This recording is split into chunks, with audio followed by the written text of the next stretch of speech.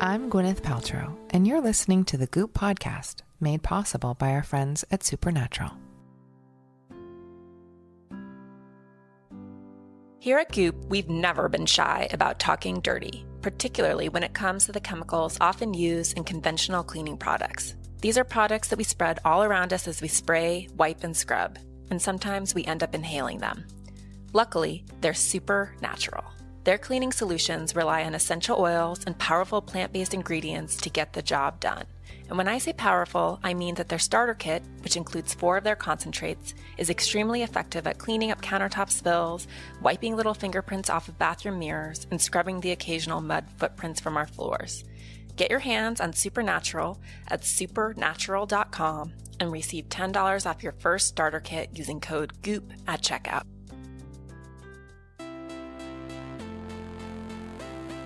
Hi guys, thanks for tuning in. If this is your first time, here's what you can expect. Every Thursday and a bunch of Tuesdays coming up, Goop editors will be sitting down with thought leaders who are pushing boundaries in their fields. We'll talk to doctors, creatives, CEOs, and relationship experts. I'll be interviewing some people who've had a profound influence on our culture, and you'll also hear a lot from Elise Lunan, who is my right hand at Goop. I learn a lot from the guests she talks with and take away something tangible from every single episode. Our guest today is Mary Beard, who, for the Brits among you, will need little in the way of an introduction. Mary is a professor of classics at the University of Cambridge, as well as the author of several books, including Women in Power and How Do We Look? Although Mary is a famous historian, she's often in the middle of the global conversation around gender roles and women in power. Elise met Mary on a trip to London at the end of September during a particularly charged cultural moment in the U.S. They talked about how and why women have been silenced throughout history and the different ways we might speak up now. It goes without saying that I think it's very cheering to hear women who often felt they didn't have a way of making their voices heard and saying what had happened to them, of doing that. But then the question is how you turn that into action and how you stop it, because my bigger ambition than simply hearing the women's voices, important as that is that men just don't do this. Before we get to Mary, let's talk about one of our partners. You know those days when you just can't seem to peel yourself out of bed? If you've been listening to the Goop podcast, you'll know that I've been trying to fit more meaningful activities with my kids into our weekends, but we're typically slow to motivate on Saturdays and Sundays, and I don't necessarily want to give that up. I'm not into overscheduling, and I really love those laid-back mornings when our boys and cats pile into our bed and just hang out. The company is good, for sure, but the bed makes a real difference. Avocado Green Mattress is handmade right here in California, and it's the best bed around for a snuggle session. It's super comfortable, but beyond that, the mattress is made really thoughtfully. Avocado has traded out flame retardants, synthetic foams, and chemical adhesives. Instead, for example, they use New Zealand wool, organic cotton, natural latex rubber, and recycled steel coils. Chances are, if it's better for the planet, it's probably better for us too. Log on to avocadogreenmattress.com to get yours and take an extra $175 off on any mattress by using code GOOP175 at checkout. At the end of today's conversation, I'll be doing a quick round of Ask Me Anything. If you have a question on your mind, just drop us a line at Goop on Instagram or Facebook. Okay, let's get to Elise and Mary Beard. To say that I'm excited you're here is an understatement. This is maybe the biggest coup on the podcast to date. You are a hero to women here and in the United States. It's interesting. I was at Stanford talking to a professor who cited you in his book, and I was like, "Oh, do you know her?" And he was like, "God, no, I wish." And I was like, "If I got her on the podcast, would you be impressed?" And he said, I would die of envy. So, well, thank you very much. Here we are. It's extremely flattering, and it's kind of particularly odd for me because, here I am at 63, and 10 years ago nobody would have said that about me. So it's kind of strange bit of sort of mini celebrity in later life. Yeah, no, but incredibly well deserved. We need more heroes like you. And you're so fascinating to me because obviously you primarily talk about the classics, and yet you are in the middle of this conversation about women in power and current events, particularly what's happening in the United States. This will come out in a few weeks, but last night was Kavanaugh. So it's interesting to be sitting here with you. Who knows what's going to happen in the next few weeks? Yeah, it's even today, who knows what's going to happen. No, right. So let's go back to the beginning and let's talk about Homer and sort of the first example of women being silenced in the first significant text. Well, the first written example of women being silenced, in Western culture at least, comes in Homer's Odyssey. I'm sure women have always been being silenced, but the first time it gets written down is in the 8th century BC, or at least transmitted, because Homer technically didn't write, of course. And it's at the very beginning of Homer's Odyssey. And I've read the Odyssey many times. I read the Odyssey at high school.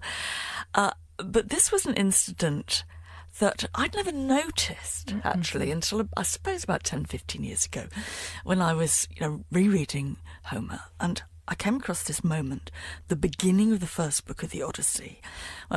Penelope, the faithful wife of Odysseus, is waiting at home for Odysseus to return from the Trojan War. And in fact, Odysseus is going to take a very long time to come back from the Trojan War because he's held up largely by women on the way. Of course. As they do. And Penelope's at home and she is bringing up their son Telemachus, who at this stage is a bit of a sort of wet behind the ears teenager. Penelope comes down one day from her room in the upper quarters, the women's quarters of the house, and she finds the bard there singing. And he's singing a very sad song about what a terrible time the heroes, Greek heroes from Troy, are having trying to get home, including Odysseus. And Penelope quite reasonably says, oh, for heaven's sake, couldn't you play something a bit more cheerful? And this teenager, Telemachus, is next to her, and he says, Mother, shut up. Speech is man's business. Back upstairs. And she goes. And I thought, how many times have I read this and not noticed that? Mm-hmm. And what seemed to me so important about it was not just that incident happens, which, I mean, I think quite a lot of women, even today, have experienced similar. It's that somehow in the plot of the Odyssey, as this boy Telemachus grows up, what you see is that the process of becoming a man demands you shut your mother up. Mm-hmm. Isn't it amazing? So it's not only that he's not being rude. This is his maturation. Mm-hmm. And I thought, heavens, that's not stopped. And I don't for a minute think that Western culture inherits everything from the Greeks and the Romans. Thank God it doesn't. It's got much more wide ancestry than that, much more diverse. But still, those moments in classical literature remain important. Mm-hmm. And that one, I think, sort of does sum up women's silence. It's interesting too because I, as well as I think probably almost every high school student read it many times. I never noticed. And so it's interesting. It's either, obviously he's either remarking on something in the culture or he's codifying something, but the programming persists, right? That we would all just accept that. Yeah, and sort of, what was amazing to me was I hadn't noticed, somehow as if it had become naturalised. It's not natural, but it becomes treated as natural. Interestingly, someone pointed out to me the other day that Engels noticed it when he was writing founding works of communist theory. Engels did notice. Interesting. Yeah. And then it's obviously just a single example of a literary and artistic tradition that goes on for till today. And we simply, I think, don't see how striking it is because we're surrounded by it. Mm-hmm. And the myths that we still inherit from the Greeks and Romans, they reenact that sort of silencing all the time. You know, poor Philomela, who is raped by the nasty King Tereus, and what does he do? He cuts her tongue out so she can't tell the story. She turns out to be resourceful, and she weaves the story into her tapestry, so she does manage to denounce the rapist. Mm-hmm. And then Shakespeare takes it up in Titus Andronicus, and his rape victim has her tongue cut out and her hands cut off. So she can't do that, and she has to put a stick in her mouth and scratch the story in the dust. So women have always wanted to speak, and why have men been so effective at silencing them? That is an extraordinarily difficult question. I mean, the why questions are always difficult. You can see that they have, and you can see that gender roles and gender differences grew up in some ways quite strongly formulated around voice or silence. So the male is the public speaker, the male is the person who's outside the home, the male is the person who speaks with authority versus the silent, nurturing, homebound woman. Mm-hmm. Now, I think when you get to the big why questions, the answers are always slightly fantasy answers because, of course, we don't know. But I suppose one of the things that I've come more and more to think is that oppressive regimes, whether it's racism or patriarchy or whatever, they're actually terrified of those they oppress. Mm-hmm. You know, oppressors are not people who never look back and don't worry. They actually know what the deal is, and they know that, in a sense, they're living in danger. It was certainly true in the apartheid South Africa, for example.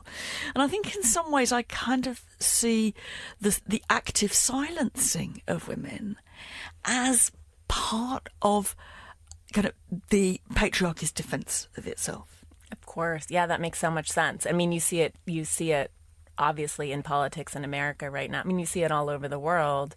You are a woman of power who speaks out, and people attempt to silence you. They've said terrible things to you. They've threatened your livelihood. They've said really disgusting things to you. So on a personal level, why do you think that you're so threatening? Because I'm a woman who does speak. And I think when I first became engaged in social media and discovered its seedier sides. I mean, actually, I think on balance, I've got more out of social media than I've lost. But otherwise, I wouldn't go on with it, would I? I used to think that what people were objecting to was what I had said. You know, so I speak out in favour of migration, of immigration, and get huge amounts of really vile threats in relation to that. And my first instinct was to think, oh, it's because people disagreed with me on migration. And of course, in part, that's true. But I came to see more what they disagreed with was what they objected to was that I was speaking. Mm-hmm. And interestingly, they used some of the absolute standard cliches of Greek myth. Even though I'm sure many of the people writing these appalling tweets had no clue that they were reflecting this. So they would say, I'm going to come and cut your tongue out. Mm-hmm. Or I'm going to cut your head off and rape it. Now, and you think, what? You know, what kind of twisted person actually sits down late at night and writes that? But one thing you can see is that they're writing within that tradition of the silencing of women that goes back at least to antiquity. I mean, I don't suspect the Greeks and Romans didn't invent it either, so I don't want to blame them. But so we're still thinking with and using those stereotypes. Mm-hmm. And even when we couldn't identify them as ancient stereotypes. It's so I mean, social media we could talk about that for probably 15 hours, but it's not anonymous, which I think is so interesting, whereas comment boards are, but that people feel comfortable lashing out, and they're so triggered. Like, the emotional response is so interesting. Yeah, I mean, I find it more interesting than I imagined, or I think quite a lot of people who just read a little bit about the appalling stuff that is said and things. How could you engage with this? Mm-hmm. And I suppose I've come to the conclusion that there are some really very nasty people out there. I'm sure there are. But I think a lot of the people who are writing sort of indistinguishably nasty stuff, are probably sad and lonely and disinhibited. They've had too much to drink, and that's when they lash out. And what, of course, is interesting is that the vocabulary and the ideology with which they lash out is, somewhere on the borders between sexism and misogyny. Mm-hmm. As if somehow the frustration of those people, who I think, are more sad than bad, their frustration takes the form of that standard form of misogynist discourse. It's kind of, misogyny gives men a voice. Mm-hmm. And so are most of your detractors and the people who are, I guess, in pain, are they primarily men, or are you seeing it from women as well? You never quite know, do you? Yeah. You never quite know on Twitter, because you can't entirely be certain that the person is who their Twitter handle purports them to be. I'm sure, just because looking at people who have been outed, I'm sure that there are some women in there. Mm-hmm. But I think my impression is that most of them are men, and that men and women are adopting the rhetoric of misogyny in order to do it. Yeah. So interesting. I mean, we definitely, at Goop, we are a lightning rod for trolls. I bet. Yeah. And it's interesting to me that people choose to spend their time on that instead of, if someone disagrees with you on immigration, and clearly it's probably not the issue, but look away. Yeah. It's interesting how... Or discuss. Yeah. Then, I think there is a problem with Twitter, because I think it is quite hard, even in 280 characters, to discuss something. And, right. And so it, even for people who, want to use it as kind of in as nuanced a way as possible, it still becomes a series of assertions. Mm-hmm. And that doesn't produce good arguments. But, I think also... I think part of what underlies it, and this would go for men and women, is the kind of false democratisation that was promised by it. I think that Twitter was going to be how we ordinary people communicated with those in power. Well, actually, that isn't how we ordinary people, communicate with those in power. Those in power don't read our tweets. Right. And they certainly don't reply to them. And so this kind of sense that this was a great leveller, that Twitter was a leveller. It's not a leveller. If you've got 3 followers and you're sitting there saying, I want to cut your tongue out, you're not playing on the same playing field as someone who's got 2 million. No, absolutely. So looking at using sort of the Kavanaugh trial as an interesting example of the culture in America right now, women have been, and men have been coming out saying, we believe her. And I think what's emerged after this, not even trial, but this, it's so weird. The whole thing was so strange, but it's not that these guys don't believe her, they don't care. So how do you, which I think is really interesting. Well, it's another example of the women's voice being ignored at an even more fundamental way, actually, that you might be speaking the truth, but it doesn't matter to me. Exactly. And one of the things that I suggested in my book, and I think it does go back to also a very long way, is that women have always somehow been able to claim a little bit of public territory in talking about women's interests, women's complaints. Rape victims in antiquity, as the story of Philomela, and trying to weave it into her tapestry, they somehow do have a little legitimate place to speak and to denounce, but it never ends up mattering very much. Except in a few. There are a few examples, and I think this is a very strange underbelly of Roman culture, where the rape of a woman leads to dramatic social and political change. So you have the early monarchy in Rome. The early monarchy, as they always do, and at least in the stories, the early monarchy turns into a dreadful tyranny. One of the tyrants' male relatives rapes a virtuous woman. She actually puts up with it. Because he says, if you don't, I will kill you and that slave over there, and I'll leave your bodies out, and I will say you're having an affair with the slave. And within, I hasten to underline this, within Roman ideology, that was something she would not face. So she gives in to the guy. She then calls her male relatives. She denounces what happens. She kills herself, and they overthrow the tyranny. Wow.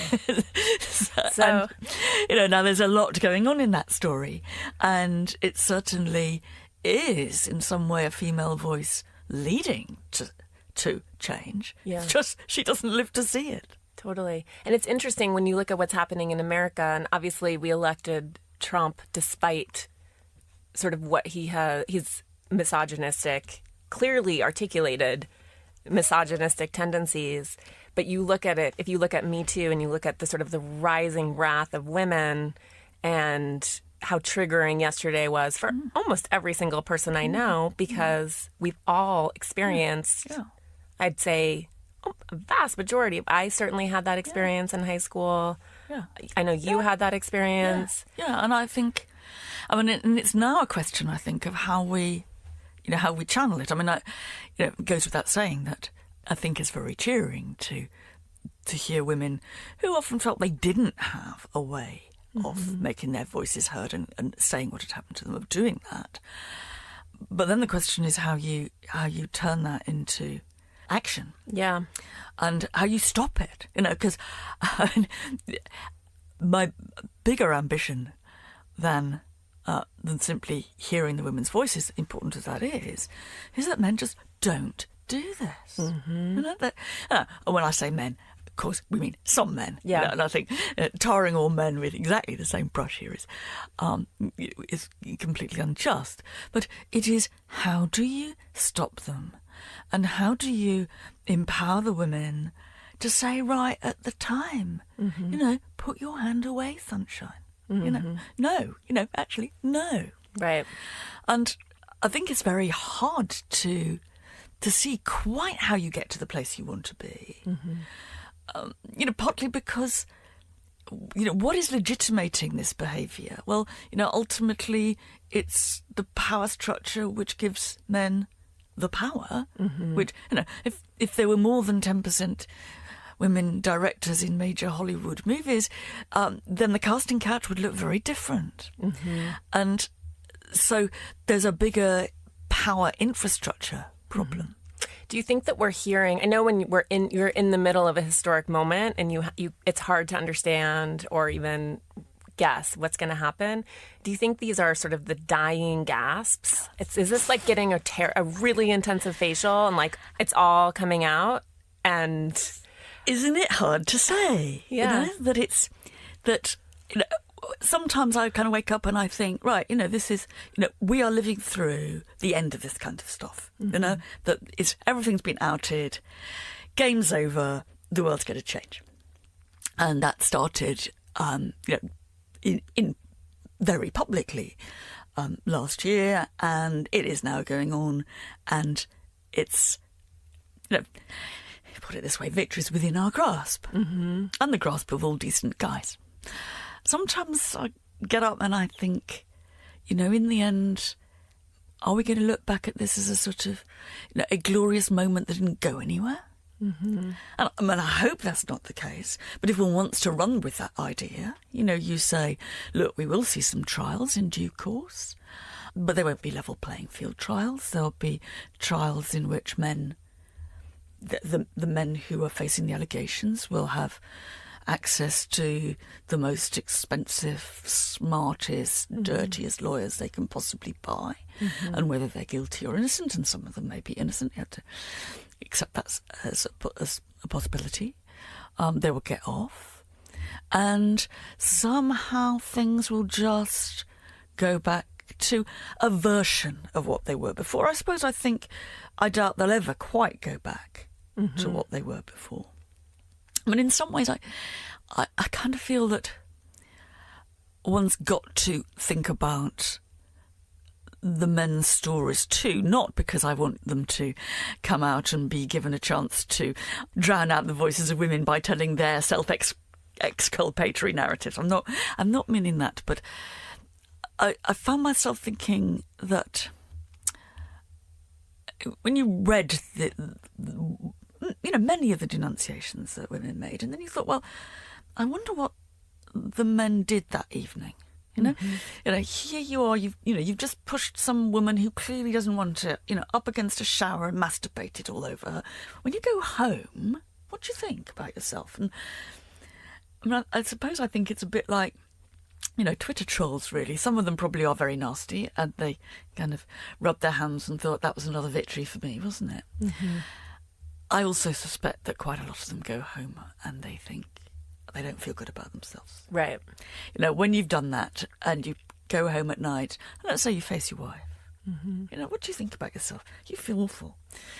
And you probably cover it up, you obfuscate, you invent a narrative, and we know the kind of narratives they invent. She was really gagging for it. And somehow I think that in those guys who may well be in the majority, I think we ought to call out their stories. We ought to say, look, there's a narrative here you're not listening to. You have a self-serving story about why that was okay. It doesn't work anymore. Tell yourself the other story. We'll come back to Elise and Mary Beard in a second. Let's talk about one of our partners first. The Goop brand was built on the concept of making better choices, including which creams, oils, and fragrances we use to cleanse our faces and bodies. But what about all the sprays, wipes, and cleaning products we regularly use around the house? A lot of the conventional stuff is loaded with chemicals that are actually not necessary for these products to do their jobs. That's where Supernatural comes in. Their effective cleaning sprays are flipping the industry on its head, one conscious concentrate at a time. Not only is every product made using potent plant and mineral-based ingredients, they actually work without any toxic offenders. What this means is that cleaning day has become a much more refreshing, even pleasant experience. This stuff leaves the whole house smelling subtly of essential oils like fir, basil, and lavender. And as a mom, I don't really have to sweat the small stuff, like my kid eating a handful of cereal off the floor or getting their sticky fingers on the mirrors. You can try all 4 of their formulas with the Supernatural Starter Kit and get $10 off using code GOOP on supernatural.com. The other day, we had a nutritional biochemist visit the Goop office, as one does, and our team asked her for a holiday hack. Rather than trying to limit indulgences around this time of year, she said to instead focus on adding 1 meal a week that's made with real food, something that's good for you. Simple to buy into, right? But it's not always easy during the rush of the holidays. Gobble's meal prep service makes it doable, though. They do all the work for you. Gobble selects the quality ingredients, and they take care of all peeling, chopping, and marinating. Everything gets delivered in one box straight to your doorstep, and their meals can be cooked and ready to go in just 15 minutes, all in one pan.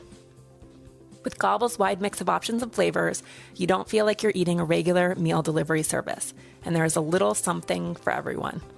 My family has been into Gobble for a while now, but I just started sharing it with friends. Gobble makes an unexpectedly good gift, especially for people who already seem to have everything. It's kind of like giving the gift of time and a home-cooked meal all in one. Whether you want to try out Gobble yourself or send their kits to someone on your holiday list, Gobble is giving you $50 off the first box you order. Just head to gobble.com/goop. back to Elise's chat with Mary Beard. And so going back to Homer, going back to these sort of unconscious program ways that we have, do you think it's as simple as just being aware of it and then changing the conversation? Or do you think, and that we can just course correct as we have on other things throughout history? Or do you think it's more insidious? I think awareness helps. Yeah.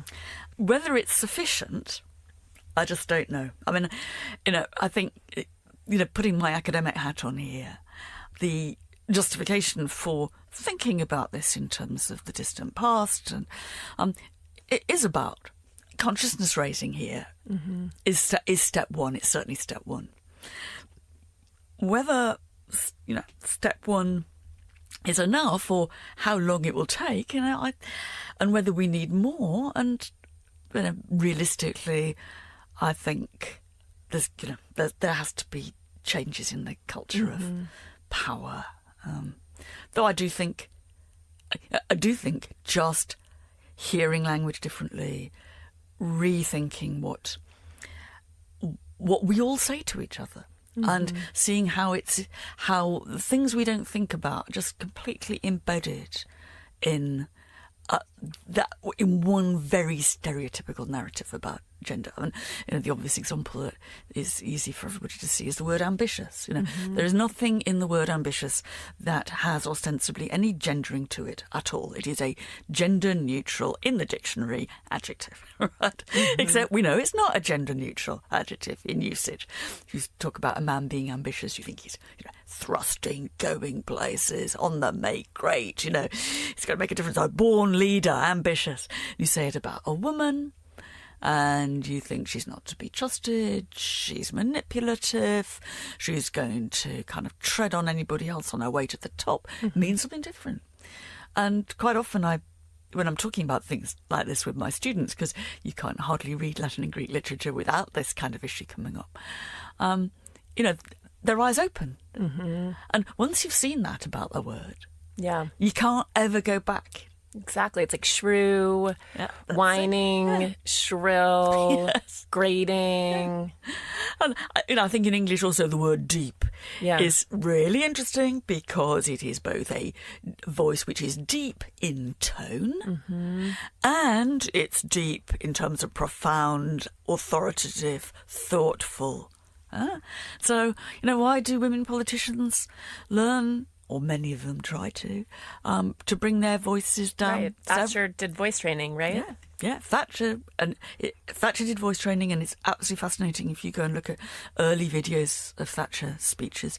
She has a very high timbre voice, and it comes down to be husky and basically male. And you talk, I know, in Women in Power about Clinton and Merkel. There's that amazing photo of the two of them embracing in their black pantsuits with their kitten heels and their very similar haircuts, which is similar to my own. And I'm often confused for, even this morning, someone called me a sir. Do you think it's important for women to, and even this is so triggering, again, like I have short hair, like embrace their feminine, like do you think they need to break that? Yes. And you look at those pictures of, particularly that one of Clinton and Merkel in their identical pantsuits. And, first of all, you start to think, well, that's a very, very sensible outfit, really, for, a woman who's, rushing all over the world, catching one train and plane after the next. And then you think, yeah, but is it also the closest thing that they can wear to make them look like men? Mm-hmm. And it's also the closest thing they can have to say, I'm not an appendage. I'm not a clothes horse. I'm not the president's wife any longer. I'm going to be president. If only.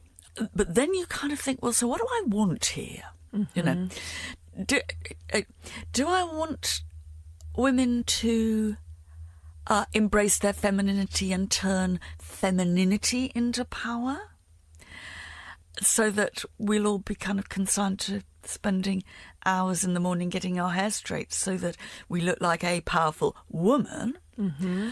And of course you then feel a bit more iffy about that. I mean, I think some politicians have managed although I don't like Thatcher at all, they did in some respects. I think she managed to reclaim some female appendages as items of power. I mean, very famously, her handbag. Mm-hmm. Now, one thing, apart from, nice, fashionable man bags, a handbag is a woman's item. And even when men have handbags, you don't call them handbags. She made the handbag her trademark. How consciously or not, I don't know. But she also turned it into something which was a weapon. Mm-hmm. So, in the British press in the years of Thatcher, the word to handbag somebody became, do them over, get your own way, heaven, she's going to handbag me. Now, part of that might have been, of course, as these things always go two ways, a certain patronising critique of Thatcher's methods. I think also in some ways what she was doing was saying, right, okay, my appendages, my accessories, they're powerful too. Yeah.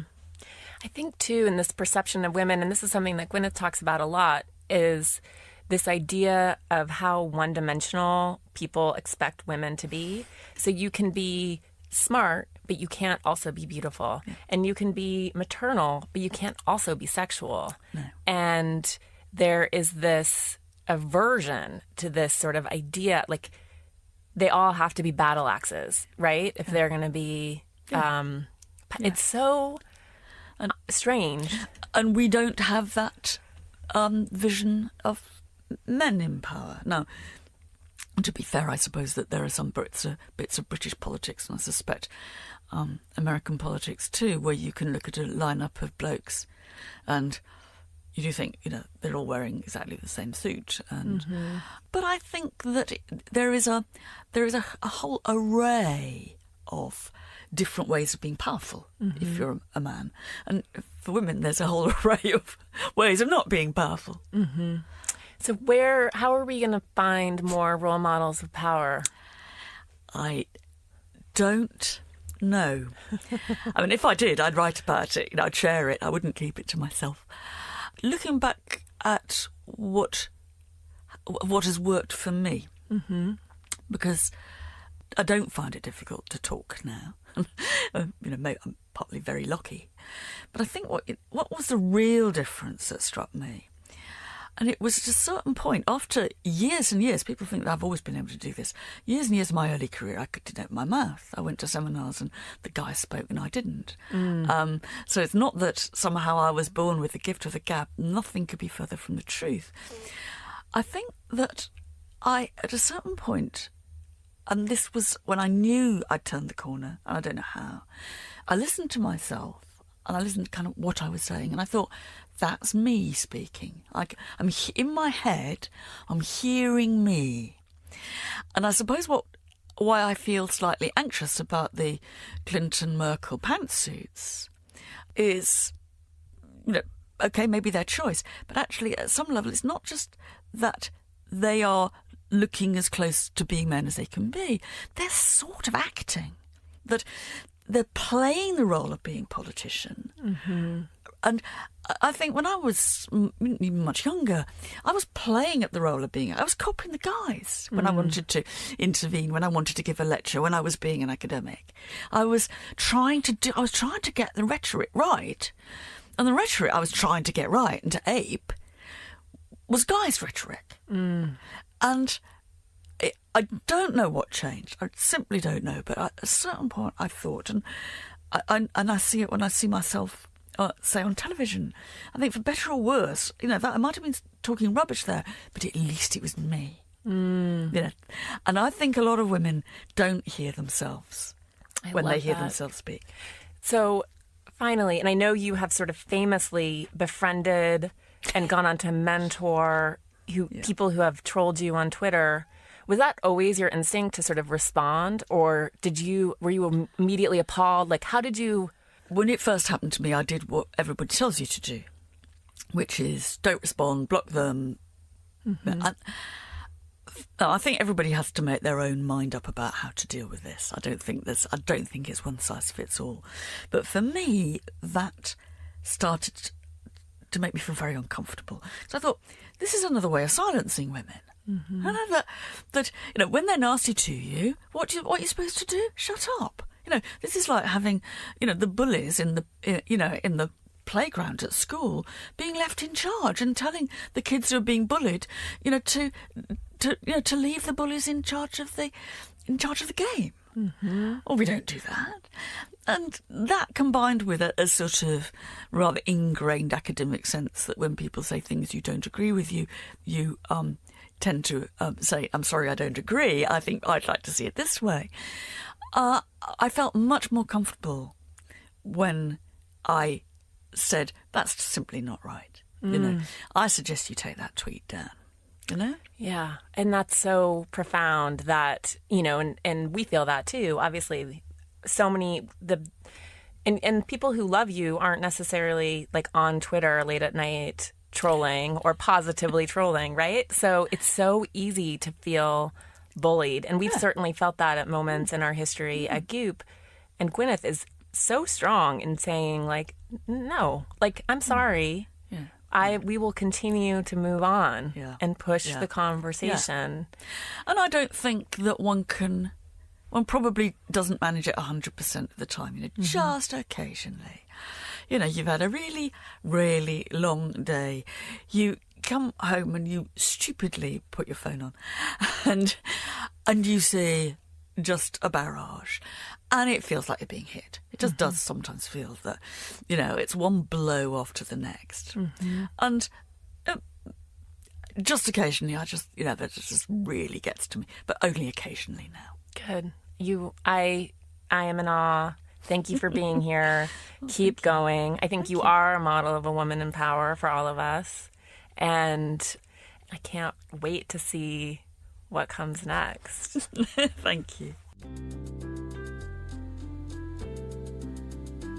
Thanks for listening to our conversation with Mary Beard today. I found Mary's perspective on power struggles really interesting, and that might have been the most excited I've heard Elise get on this podcast so far.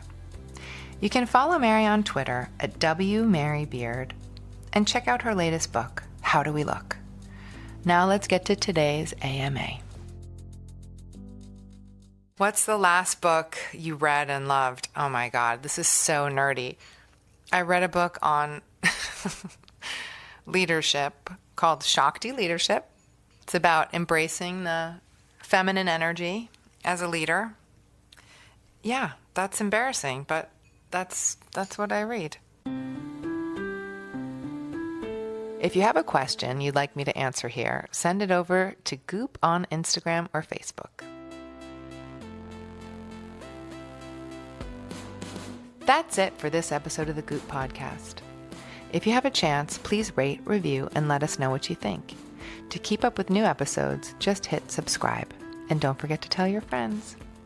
For more info, check out goop.com/thepodcast. See you soon.